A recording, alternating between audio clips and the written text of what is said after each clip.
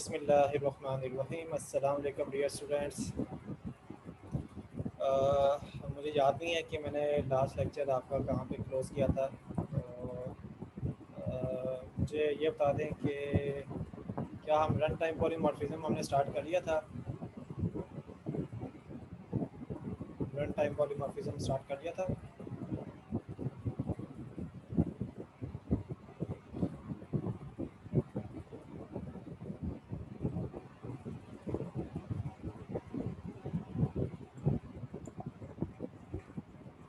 अच्छा, तो example one start की थी। एग्जाम्पल वन तो पीछे है, तो ये वाली है। ओके, चलें फिर हम इसी एग्जाम्पल से चलते हैं। ये एग्जांपल जो है एग्जांपल वन, इसके अंदर मेथड ओवरलोडिंग जो है उसकी एग्जांपल है। इसमें मेथड ओवरलोडिंग कैसे हो रही है, तो उसमें आप देख सकते हैं कि हमारे पास जो है वो एक क्लास है। क्लास का नाम है डेमो। इसके अंदर एक मेथड है डिस्प्ले पैटर्न का, और इसमें अगर आप इसका सिग्नेचर देखें तो सिग्नेचर इसका कुछ ऐसे बनता है, पब्लिक वॉइड डिस्प्ले पैटर्न, और आर्गुमेंट में कुछ भी नहीं होगा। और इसके अंदर बॉडी में देखें तो हमने एक लूप लगाया हुआ है जो कि 0 से 10 तक जाएगा, और इसके अंदर स्टैटिक और हैश जो है वो डिस्प्ले होंगे। ठीक है। अच्छा, इसके बाद इसी क्लास के अंदर एक और आपको मेथड नज़र आ रहा है डिस्प्ले पैटर्न का। नाम दोनों मेथड का सेम है। अब सिग्नेचर देखें तो सिग्नेचर आपको मुख्तलिफ मिलेंगे कि इसमें ये इसका सिग्नेचर है पब्लिक वॉइड डिस्प्ले पैटर्न, और आर्गूमेंट में हम 4 टाइप का सिंबल जो है वो पास कर रहे हैं। तो इस तरीके से इसका जो सिग्नेचर है वो चेंज हो गया कि यहाँ पे आर्गूमेंट जो है वो डिफरेंट है। इसके अंदर हम क्या कर रहे हैं, इस वाले मेथड के अंदर हमने एक लूप लगाया हुआ है, जैसे कि हमने पहले वाले मेथड में लगाया था। फ़र्क इसमें ये है कि यहाँ पे बजाय हम एक स्टैटिक को डिस्प्ले करने के जो करैक्टर टाइप का सिंबल आएगा, हम उसके साथ एक स्पेस को जो है वो कैट करके डिस्प्ले कर रहे हैं। तो इस तरीके से ये एक ही क्लास के अंदर दो मेथड जो है वो सेम नेम के मौजूद हैं। मेथड सेम नेम के हैं लेकिन उनके जो सिग्नेचर हैं वो मुख्तलिफ हैं। इसके बाद क्लास है मेन। इसके अंदर मेथड हमारे पास है मेन। इस मेथड में देखिए तो डेमो क्लास का ऑब्जेक्ट है D one dot display pattern. ये मेथड हमने जो है यहाँ पे कॉल किया। अब ये मेथड कौन सा कॉल होगा, क्योंकि इसमें कोई आर्गूमेंट नहीं पास हो रहे, तो इसमें वो मेथड कॉल होगा जिसमें कोई आर्गूमेंट पास नहीं होगा। तो अभी अगर आप आउटपुट में देखें तो ये स्टैटिक है, और स्पेस वाला जो आपकी आउटपुट नज़र आ रही है, ये जो है ये D1 dot display pattern without argument वाले की आउटपुट नज़र आ रही है। इसके बाद डी1 डॉट डिस्प्ले पैटर्न दूसरा मेथड हम कॉल कर रहे हैं, लेकिन अब की बार में हमने यहाँ पे एक करैक्टर पास किया है हैश, और इस सूरत में जो फंक्शन कॉल होगा ये दूसरा वाला मेथड कॉल होगा जो कि एक करैक्टर जो है वो आर्गूमेंट में रिसीव कर रहा है। और इसकी सूरत में आउटपुट देखें तो आपके पास ये आउटपुट आ रही है hash space hash space hash space hash. In the above program the display pattern method is overloaded। तो डिस्प्ले पैटर्न मेथड जो है वो ओवरलोडेड है। if we call the method without passing argument, pattern of static is created। अगर हम एक वो method call करें जिसमें आर्गूमेंट पास नहीं कर रहे हैं तो उस सूरत में स्टैटिक का पैटर्न क्रिएट होगा। if we call method by passing a character as an argument, a pattern of that character is created। अगर हम इसी मेथड को कॉल करें और उसमें करैक्टर पास करें तो जो करैक्टर का जो पैटर्न है वो क्रिएट हो जाएगा, जैसे कि अभी आपने देखा है। Operator overloading. Some operator in Java behave differently with different operates.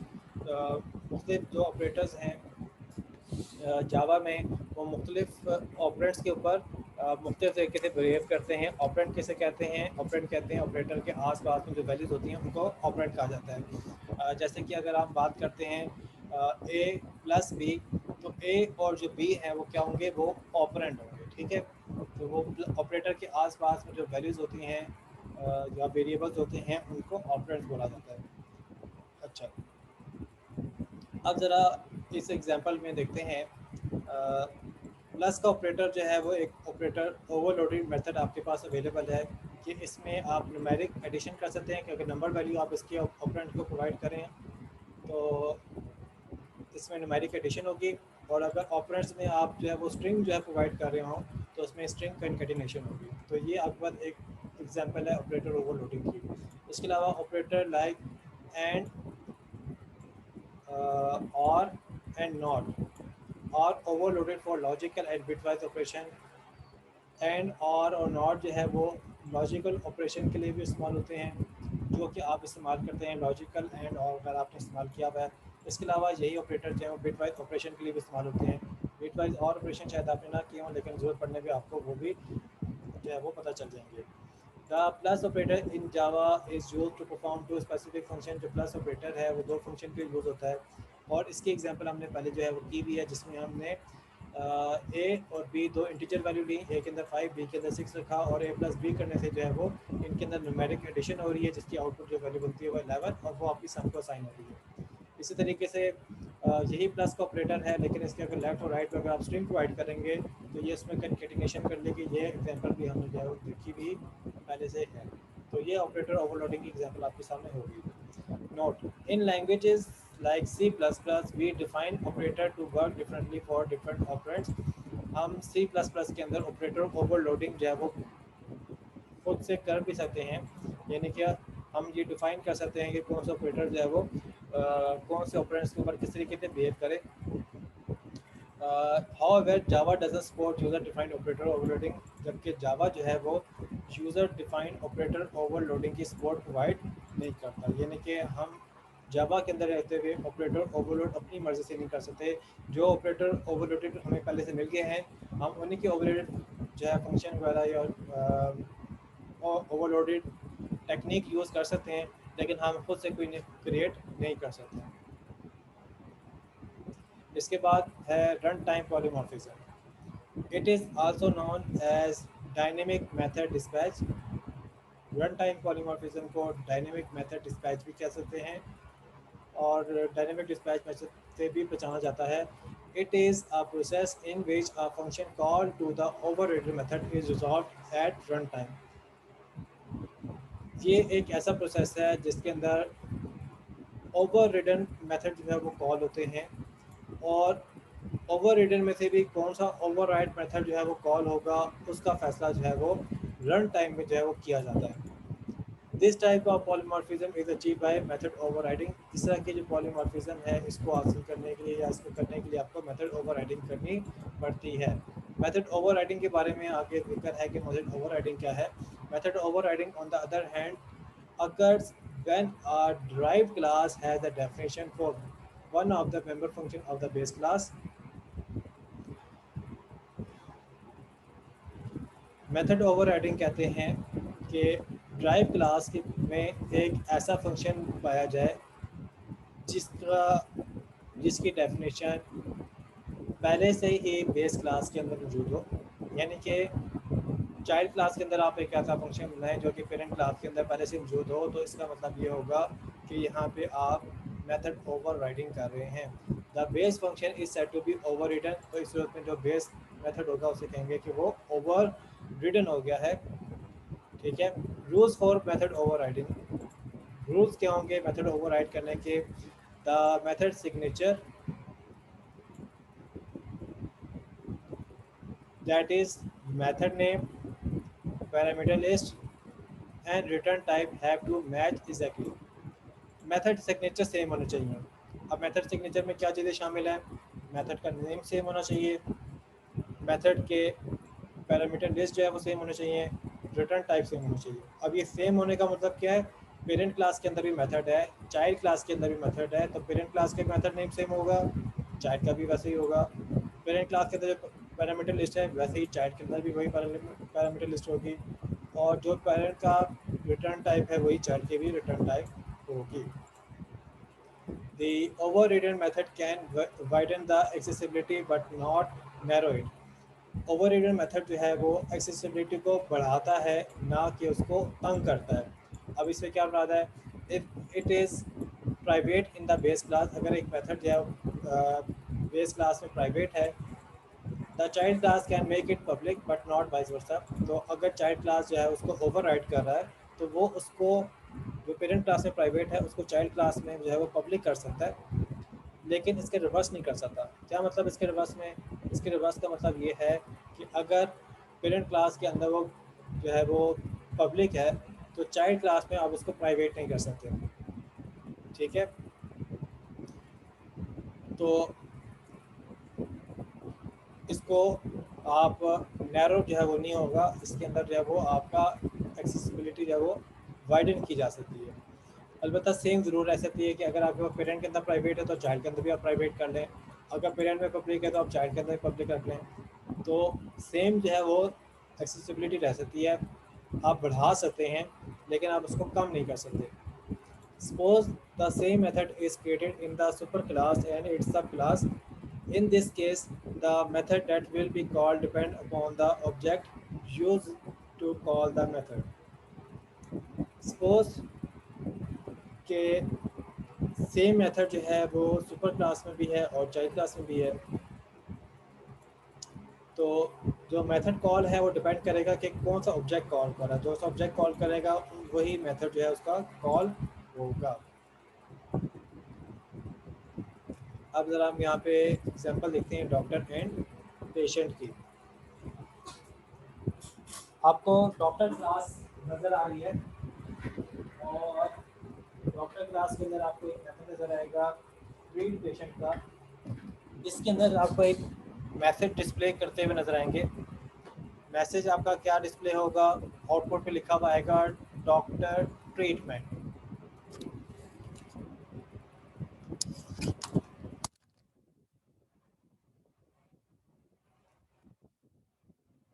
इसके अलावा आपको यहाँ पे चाइल्ड क्लास जो कि सर्जन क्लास है वो नज़र आ रही है, जो कि डॉक्टर क्लास से इनहेरिट हो रही है। इसके अंदर भी ट्रीट पेशेंट का मेथड है। अब अगर आप दोनों के सिग्नेचर देखें तो दोनों के सिग्नेचर एग्जैक्टली सेम है, तो उसका मतलब ये चाइल्ड क्लास जो है वो पेरेंट क्लास के मेथड को ओवरराइड कर रहा है। अब जो ओवरराइड करने वाला मेथड है इसके अंदर हम डिस्प्ले में आउटपुट कर रहे हैं सर्जन ट्रीटमेंट। इसके बाद आपको यहाँ पे क्लास नजर आएगी टेस्टिंग, जिसमें हम मेन मेथड बना रहे हैं। मेन मेथड के अंदर हमने डॉक्टर क्लास का ऑब्जेक्ट बनाया और डॉक्टर क्लास के ऑब्जेक्ट से हमने ट्रीट मेथड पेशेंट का फंक्शन कॉल किया। तो इससे कौन सा फंक्शन कॉल होगा, जो डॉक्टर क्लास के अंदर अपना फंक्शन है वो कॉल होगा, जिससे आपके पास लिखा हुआ आएगा डॉक्टर ट्रीटमेंट। इसके बाद हम सर्जन क्लास का ऑब्जेक्ट बनाते हैं। तो सर्जन क्लास के ऑब्जेक्ट से हम जो है वो surgeon object dot treat patient का फंक्शन कॉल करेंगे। तो अगर तो सर्जन क्लास के अंदर ट्रीट पेशेंट का फंक्शन ना होता तो सर्जन का ऑब्जेक्ट जो है हम उसको यूज़ करते जब ट्रीट पेशेंट का फंक्शन कॉल करते तो पेरेंट क्लास का जो है यानी कि डॉक्टर क्लास का फंक्शन कॉल होता। लेकिन चूंकि हमने सर्जन क्लास के अंदर भी जो है वो फंक्शन बनाया हुआ है जो कि पेरेंट क्लास के फंक्शन को ओवरराइड कर रहा है, तो ऐसी सूरत के अंदर सर्जन क्लास का अपना जो फंक्शन है ट्रीट पेशेंट का वो कॉल होगा और आउटपुट पे आएगा सर्जन ट्रीटमेंट।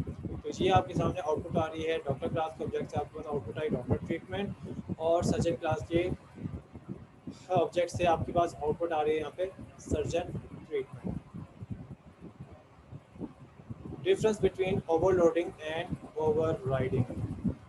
ओवरलोडिंग और ओवरराइडिंग में क्या फ़र्क है। Method overloading, method overloading is in the same class. Method overloading हमेशा एक ही क्लास के अंदर होती है, सेम क्लास के अंदर होती है। Where more than one method have the same name but different signature, जहाँ पे एक से ज़्यादा मेथड के जो है वो नेम सेम होते हैं मगर उनके सिग्नेचर मुख्तलिफ होते हैं। सेम क्लास के अंदर multiple methods with same name but different signature. Method overriding. Method overriding is when one of the method in superclass is redefined in the subclass. Method overriding तब होती है जब एक मेथड जो सुपर क्लास में मौजूद है उसको दोबारा से डिफाइन किया जाए सब क्लास के अंदर, तो मेथड ओवरराइडिंग होगी। In this case the signature of the method remain the same. ऐसी सूरत में पेरेंट और चाइल्ड दोनों के अंदर मेथड के जो सिग्नेचर हैं वो सेम रहते हैं। अब यहाँ पे इसके एग्जांपल है तो उसमें देखिए तो यहाँ पे सम के नाम से 3 मेथड हैं, सेम नेम के हैं पर इनके सिग्नेचर जो है वो मुख्तलिफ हैं। ओवरराइडिंग में देखें तो आपका 2 क्लासेज हैं, एक पेरेंट क्लास है एक चाइल्ड क्लास है। पेरेंट क्लास और चाइल्ड क्लास के अंदर सेम सिग्नेचर का सम का मेथड है, तो इस सूरत में जो चाइल्ड क्लास का सम का मेथड है वो पेरेंट क्लास के सम के मेथड को ओवरराइड कर रहा है। What is dynamic polymorphism. Dynamic polymorphism क्या है? Dynamic polymorphism is the mechanism by which multiple method can be defined with same name and signature in the superclass and subclass. Dynamic polymorphism एक ऐसा निज़ाम है जिसमें मुख्तलिफ मेथड्स सेम नेम और signature के साथ सुपर क्लास और चाइल्ड क्लास के अंदर बनाए जाते हैं। इतनी जो बात मैंने आपको बताई है ये मेथड ओवर राइटिंग की डेफिनेशन है, लेकिन डायनेमिक पॉलीमॉर्फिज्म के लिए अगली स्टेटमेंट बड़ी इंपॉर्टेंट है। And the call to an overridden method are resolve at run time, और जो ओवर रीडर मेथड है उसको जब कॉल किया जाए तो वो रन टाइम के ऊपर उसकी एग्जीक्यूशन जो है वो डिफाइन होती है। रन टाइम के ऊपर फैसला होगा कि कौन सा एग्जीक्यूट होगा। तो ये जो बात मैंने की है ये आगे जाके हमने और इसको जो है डिटेल में डिस्कस करना है, तो कुछ आइडिया भी आपको हो गया होगा, कुछ आगे जाके जो इसकी जो बाकी कड़ियाँ हैं वो जुड़ जाएंगी। तो अब आगे बढ़ते हैं स्टेप टूवर्ड डायनेमिक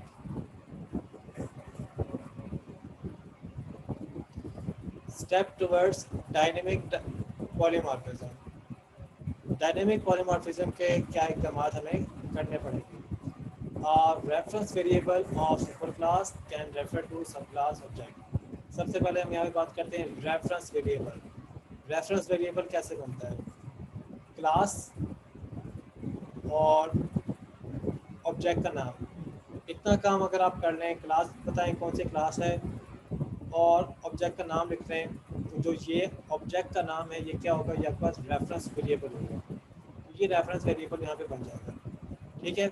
तो आप reference variable of super class, तो आपने सुपर क्लास का पेरेंट क्लास का रेफरेंस वेरिएबल बनाना है। Can refer to sub class object, तो ये सब क्लास का जो ऑब्जेक्ट है उसका रेफरेंस जो है वो आपने सुपर क्लास के रेफरेंस वेरिएबल को दे देना है। ये पहला स्टेप है।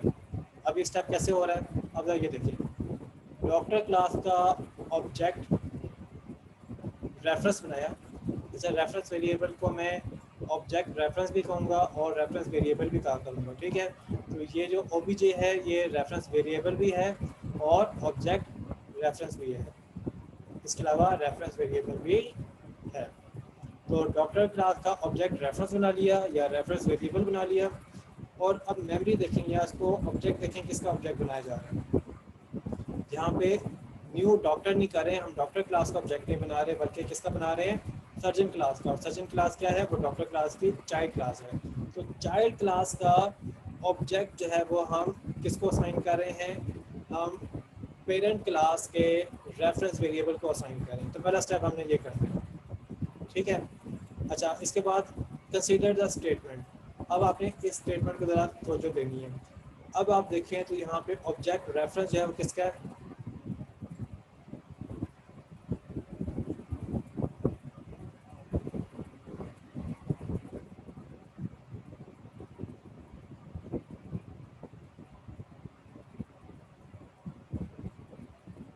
अच्छा, मेरी आवाज़ लैग कर रही है। ओके, चलिए मैं एक काम करता हूँ, मैं ज़रा यहाँ पे नेट जो है वो रीसेट करता हूँ कि मे भी ये नेटवर्क का इशू होगा। मैं इसको, अच्छा आवाज़ क्लियर नहीं आ रही है, लैग कर रही है। अगर लैग कर रही है तो फिर मुझे नेट जो है वो रीसेट करना पड़ेगा। अगर आवाज़ क्लियर नहीं आ रही तो मुझे कुछ और जो है वो कुछ करना पड़ेगा। तो आवाज़ क्लियर नहीं है या लैग कर रही है? अगर लैग कर रही है तो मैं नेटवर्क रीसेट करता हूँ। तो ये कंफर्म करते हैं लैग हो रही है फिर, ये आवाज़ क्लियर भी नहीं है।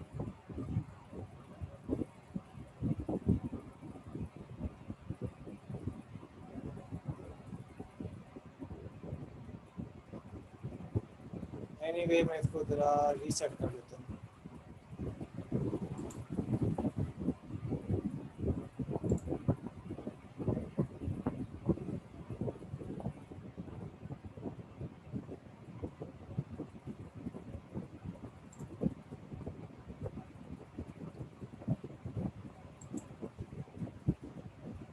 ओके, तो मैंने नेटवर्क रीसेट कर लिया है। अब मुझे ये कंफर्म कर दें कि लैग तो नहीं हो रही। लैग का मतलब है कि मेरी आवाज़ कट कट के तो नहीं आ रही।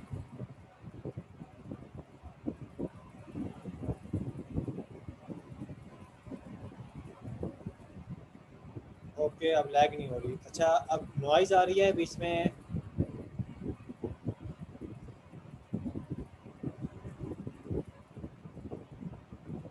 क्या आवाज़ में अब नॉइज़ आ रही है? यानी कि बीच में कहीं शोर भी आ रहा है जिसकी वजह से आवाज़ समझ ना आ रही हो?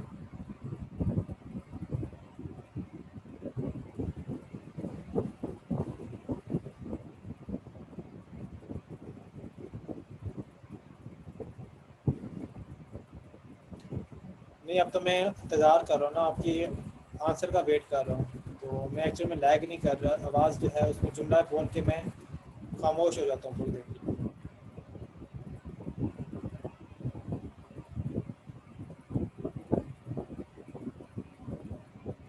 ओके, चलें अब कंटिन्यू तो करते हैं।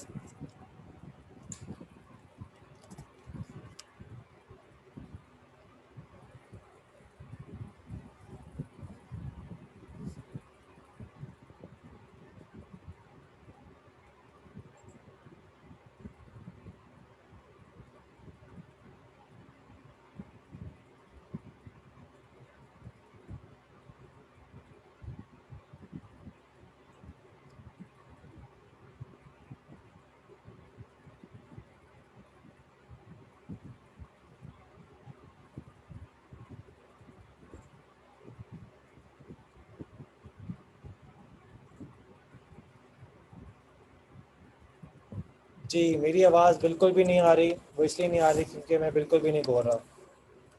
तो अब आपको आवाज़ आने लगी होगी। ओके, तो अब ये करते हैं कि हम यहाँ पे अपना सेशन अभी क्लोज़ कर लेते हैं। अगला सेशन जो है हम अब स्टार्ट करते हैं। तो उसमें मैं दोबारा से इसको ज़रा रीसेट कर लेता हूँ नेटवर्क को, ताकि वो ज़रा रिफ़्रेश हो जाए। और इतने में हमारा सेशन भी जो है वो नया स्टार्ट हो जाएगा। मिलते हैं नेक्स्ट सेशन में।